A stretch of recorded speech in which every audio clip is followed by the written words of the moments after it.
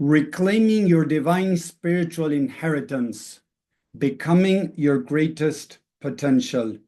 Hi, everyone. Welcome back to another episode of Rapid Subconscious Reprogramming Community. Here, Tommy Walker, the mind engineer. Sorry that you cannot see me. 1 second, just fixing this. Technical issues can happen, as you can see.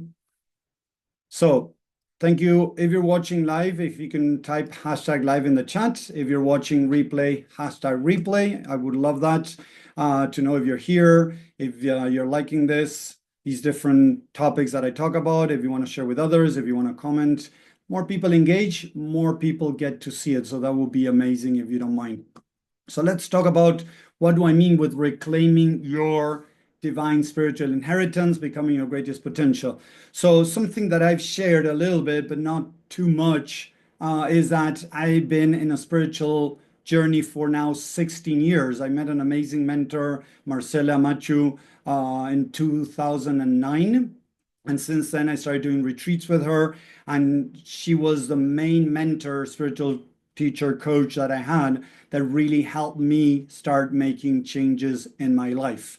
And lately, I've been feeling that, the message, the feelings of sharing more my journey with others and helping others also in their spiritual journey. So I'm kind of doing the same work of healing and reprogramming the mind. That is very important, of course. It's a very, very important part of the journey, but also sharing more about spirituality, connecting more with your true self, connecting with your soul, connecting with your higher self, with God, whatever name you want to put to it.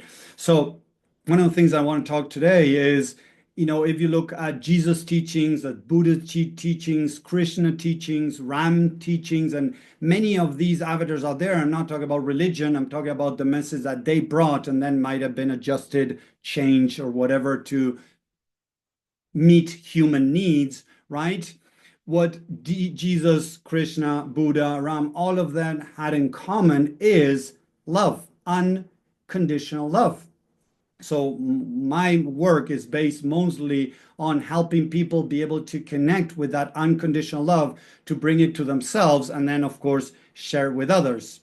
Because as we normally talk, is whatever behaviors we're having that we might not be happy with or we're trying to change, we need to understand that they come from a lack of love.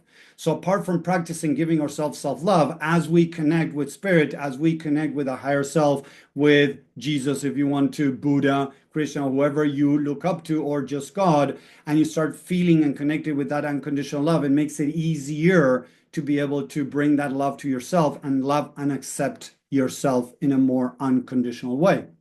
So another thing that it says in the Bible, Buddha said it, and Krishna in different words. If you look at Jesus in John, the passage in the Bible, John 14:12, it says that we can do what Jesus did and much more. So if we look at that, our potential is unimaginable. What we can do, our greatest potential, our greatest, the things that we can do is seriously unimaginable. And since Jesus, who have we seen that was able to, heal the sick, make somebody that was blind see again, bring somebody from the dead, walk over water. And Jesus was teaching his disciples that they could do what he did and much more.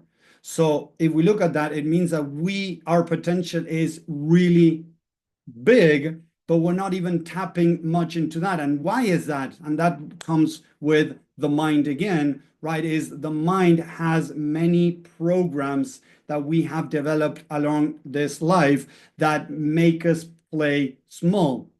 So one of the main ideas with this work is to be able to start identifying and finding those programs, exploring the mind to see what are those different limiting programs that are holding us back. If you look, many years ago, there was the race 1 mile, and there was a guy that had won, he had the record in that. And many people came out and started talking that it was impossible to break that record because, anatomically, the body cannot handle to go faster and the resistance. And they were all explaining how it was impossible to break that record, that guy was out of this world in a way, and, nobody else could break that record. So for many years, nobody was able to run faster than that guy. One day, a guy came in and said, I'm going to try to beat that. And he was able to break that record for I don't know how much time, but for a long shot, right? Sorry, not for a long shot, for quite a big difference. And after that guy broke that record, many guys were able to start also running faster than the record that was set in the first place. What does that mean? Is that many times what we think is right, the mind really cements that in and starts believing. So if I believe that I cannot do this, I cannot do that, and I keep telling myself I cannot do it, the mind is going to start creating behaviors around that, that is going to start running the program that, I cannot do something. So each time I'm going to try to do it, I'm going to do it wrong. I'm not going to be able to do it. Or on the other hand, I might not even try doing it because somebody told me, like the Wright brothers. Imagine if the Wright brothers that created the airplane, right? They believed that it wasn't possible to fly with an airplane. They would have never tried. And maybe somebody else invented it later on in life, but they really thought that what they were doing was right, when I imagine that a lot of people were telling them not to do that. And it happened to me. Type 1 in the chat if this has happened to you in the past, where people told you that whatever you wanted to do was not possible. Type 1 in the chat if this has happened to you, where people told you, oh, Tommy, you shouldn't be doing this, you shouldn't go down that route, that is not okay, that is not right, whatever. People were telling you that it was not possible to do something. So we need to understand that a lot of people that are telling you that it's not possible to do something many times is associated with their own limitations, with their own mindset. If we look back at the person that invented, the light bulb, the person that invented the airplanes I was mentioning, that discovered electricity, or all these people that made big changes in the world, or even people that made small changes, I'm pretty sure that people were behind them telling them that, oh, it's not possible. Oh, it's not possible. No, you cannot do it, right? So when we start believing something, it starts becoming our new reality. That's why a lot of people teach, and I teach too, when you change your mind, you can change your world.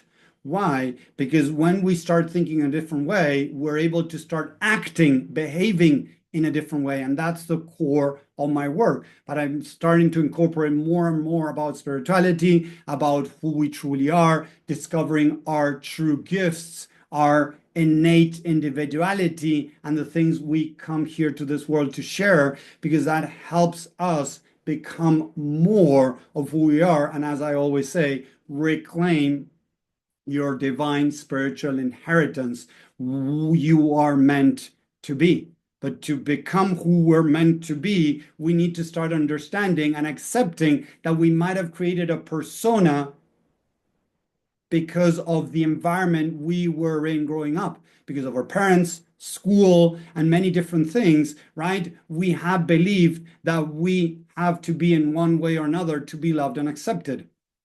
Whether it is maybe playing it small because, our mom maybe, and I work with people with this, that mom didn't love them if they were succeeding because mom felt a threat, because mom maybe didn't succeed in her life according to her own views, and would make their kid make them feel bad about their success because of their own frustrations. And so it had nothing to do with the kid, it had to do with mom. Or mom and dad only loved you behave the way they expected you to behave. So now you started learning how to reject yourself. So most people, me included, we have created a persona, different personas, to adjust, to adapt, to be able to feel loved and accepted by society. But that is not who we truly are. So playing it small, right? Competing with others to feel loved and accepted, playing it small, not to stand out, to not be rejected or judged or criticized, different things that we have created to be able to try to feel loved and accepted, or pursue, like a people pleaser, a person that is behaving as a people pleaser, somebody that is looking for love and acceptance, somebody that is behaving as a narcissist. What they're actually looking for is love and acceptance. So when we start understanding that in this sense, whenever we're behaving from ego, it has to do with a pursuit of happiness, love, acceptance, or numbing the pain of the lack of love and acceptance. Numbing the pain could be, watching TV, throwing yourself into work, smoking, drinking, eating, those could be ways of numbing the pain. So whenever you're judging, criticizing yourself for a behavior that you have that you would like not to have, what you're doing is you're creating more of that behavior. So it's very important to start practicing more and more the self-love and acceptance. What I teach and what I share in my inner circle, and I'm opening up more for more people, it's like the ocean. If I take a drop of water from the ocean, does that drop of water have the characteristics of the ocean? Of course, yes. So it means that you are a unique creation of God, right? But you still have that God inside of you. So when we start recognizing our potential, it makes it easier to start getting rid of who we are not and becoming more the amazing being that we are. Buddha shared that we are meant for enlightenment. Jesus taught us that we can do what he did and much more if we go to our Father. Krishna, Ram, and many other amazing avatars that walk this earth, and I'm not talking about religion, I'm talking about spirituality, right, have taught us the way. They are our bigger brothers that taught us the way, right, back home, becoming who we're meant to be. So the idea is to be able to keep working on mindset and also start sharing more and more about spirituality to combine it, to make it more effective, to start making changes in your life and become who you're meant to be. Very few people really know who they are and what is their purpose and their mission here on earth. What if you were able to start tapping into who you are, who you really are, your mission, and your your purpose here on earth? Wouldn't that be great? Type a yes in the chat if you would like that. That's the idea with this journey. I'm helping people be able to connect more with who they are, start believing in themselves, and start tapping into their purpose and their mission here on earth. And that's where I'm going to be working more and more. So thank you very much for watching. Reclaim your divine spiritual inheritance is who you are. It is meant for you. It is there for you. But we need to reclaim it. We need to start working on getting rid of what's holding us back, what is making us play small, what is getting in the way, to really become who we're meant to be. So thank you very much for watching. Sending love to all of you. I hope to see you next time. Let me know if you want to know more. Thank you and have a great day. Bye.